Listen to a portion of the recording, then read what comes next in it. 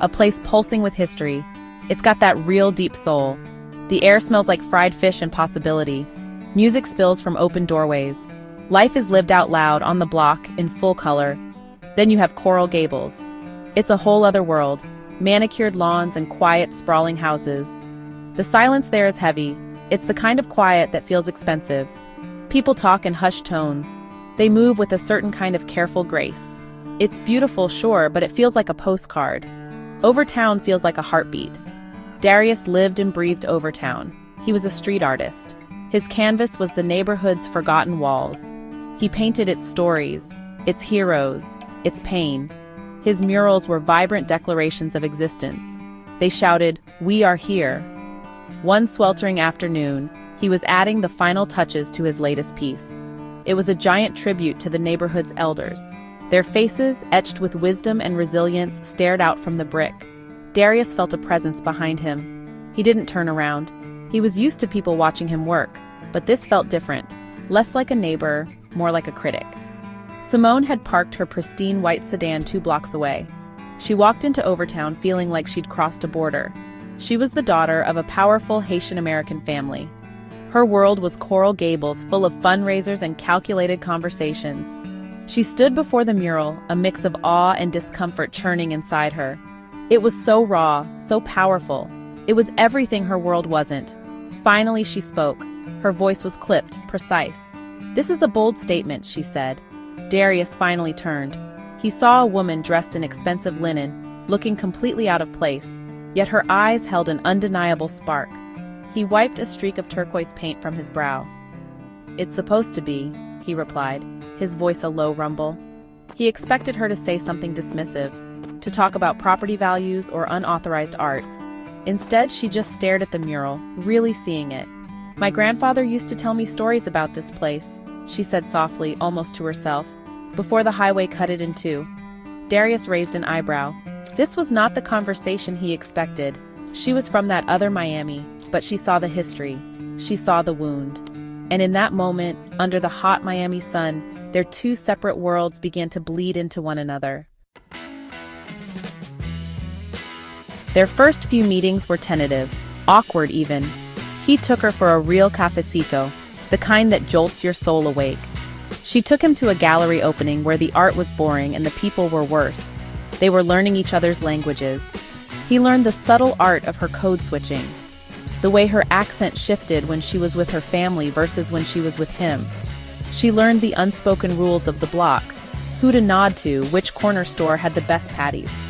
They were from different planets, but they were orbiting the same sun, a love for their city. The real magic happened late at night.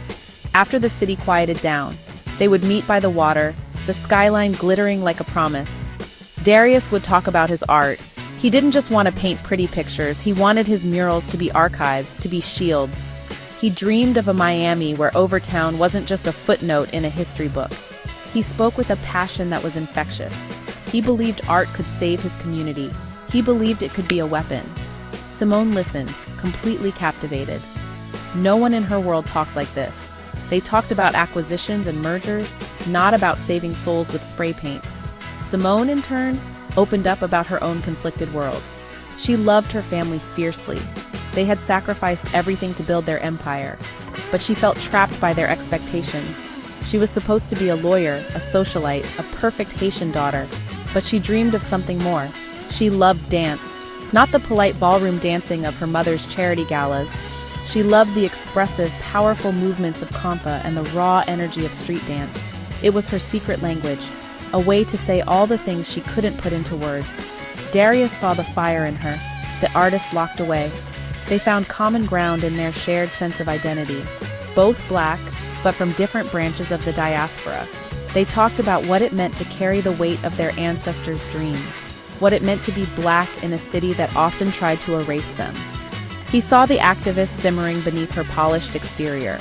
She saw the visionary behind his street-tough armor. Those late-night conversations were everything. They were building a bridge between Overtown and Coral Gables, one shared dream at a time. A bridge built on trust, vulnerability, and the shared hope for a better tomorrow. The shadow fell quickly.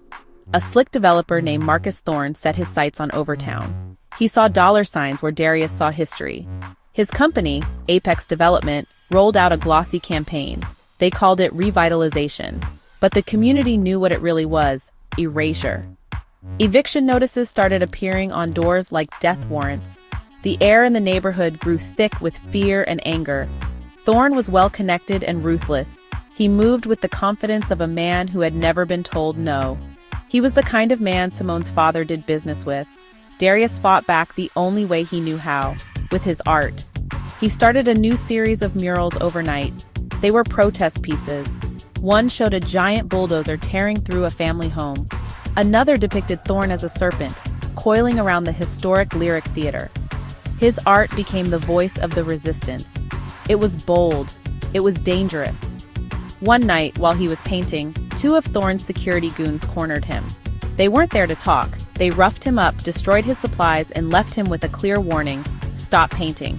The threat only fueled his fire. Darius was bruised but not broken. Simone was caught in a nightmare. Her father was being courted by Apex Development. He saw it as a golden opportunity, a smart business move. He couldn't see the human cost. At a tense family dinner, Simone tried to argue. She spoke of the community, the history, the people who would be displaced. Her father dismissed her concerns as naive idealism. "This is how the world works, Simone," he said, his voice cold. "You either build or you get bulldozed." The pressure was immense. She was being pulled between loyalty to her family and her growing love for Darius and his cause. Her heart